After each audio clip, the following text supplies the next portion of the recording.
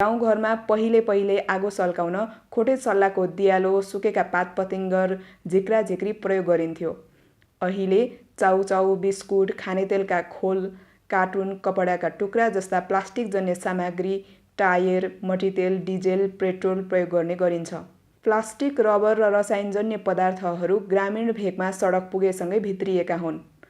आगो सल्काउन सजिलोका लागि प्रयोग गरिने यी पदार्थले घरायसी प्रदूषणलाई झनै प्रोत्साहन गरेको छ। यसरी अधिकांश समय घरैभित्र हुने महिला, बालबालिका र वृद्धवृद्धाको स्वास्थ्यमाथि खेलबाड भइरहेको छ।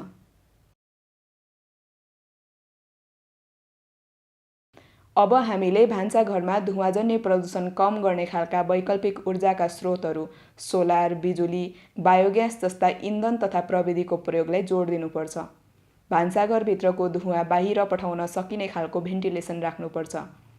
ग्रामीण भेगमा घरैभित्रको धुवाँजन्य वायु प्रदूषणबारे बहस गर्नुपर्छ।